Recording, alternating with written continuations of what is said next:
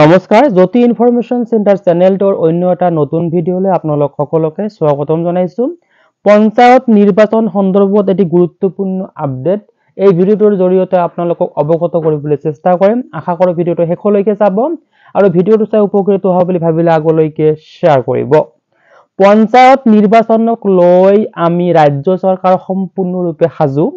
ৰাজ্যিক নিৰ্বাচন আয়োগে সম্পূৰ্ণভাৱে সাজু, কিন্তু ইয়াৰ মাজতে কোনোবাই মহামান্য উচ্চ ন্যায়ালয়ত আবেদন জনাইছিল যে কিছুমান পঞ্চায়তত কিছুমান খণ্ডত ডেলিমিটেশন লৈ বিসংগতি আছে।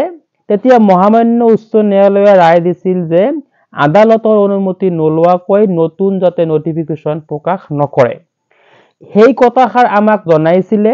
আমি উচ্চ ন্যায়ালয়ৰ প্ৰতি সন্মান জনাই আমি এতিয়া আবেদন এখন অহা ৩ তাৰিখে উত্থাপন কৰিম যে আমি এতিয়া অনুমতি বিচাৰিছো। কৰবাত যদি কোনো বিসংগতি আছে কোনোবা ওয়াৰ্ডত অথবা কোনো পঞ্চায়তত, তাৰ কাৰণে পঞ্চায়ত নিৰ্বাচন বাধাগ্ৰস্ত হ'ব নালাগে। কাৰণ সৰ্বোচ্চ ন্যায়ালয়ৰ ৰায়দান আছে যে যদি সময়মতে যদি পঞ্চায়ত নিৰ্বাচন অনুষ্ঠিত নকৰে তেতিয়া গ্ৰাম্য অঞ্চলত পাবলগীয়া বহু সুবিধা বঞ্চিত হ'বলগীয়া হ'ব। ভাৰত চৰকাৰৰ বহু অনুদান বন্ধ হ'বগৈ। গতিকে তাৰ প্ৰতি লক্ষ্য ৰাখি আমি অহা ৩ জানুৱাৰী তাৰিখে এখন আবেদন জমা দিম আৰু যদি মহামান্য উচ্চ ন্যায়ালয়ে আমাক অনুমোদন দিয়ে তেতিয়াহ'লে অহা 10 ফেব্ৰুৱাৰী নাইবা 15 ফেব্ৰুৱাৰীৰ আগতে আমি পঞ্চায়ত নিৰ্বাচন অনুষ্ঠিত কৰিব পাৰিম। এই কথা আমাৰ নহয়, এই কথা হৈছে গ্ৰামোন্নয়ন মন্ত্ৰী তথা ধুবুৰী জিলাৰ অভিভাৱক মন্ত্ৰী ৰঞ্জিত কুমাৰ দাসৰ।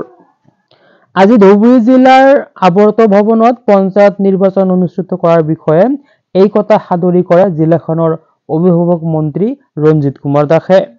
উল্লেখযোগ্য যে আজি ধুবুৰীৰ আৱৰ্ত ভৱনত জিলা আয়ুক্ত দিবাকৰ নাথকে ধৰি অসম চৰকাৰৰ বিভিন্ন বিভাগৰ শীৰ্ষ বিষয়াবৰ্গৰে এক পৰ্যালোচনা বৈঠকত অংশ লয় মন্ত্ৰীগৰাকীয়ে। তো এই ভিডিঅ'টোৰ জৰিয়তে আপোনালোকক জনাবলগীয়া ইনফৰমেশ্যন ইমানখিনিয়ে আছিলে।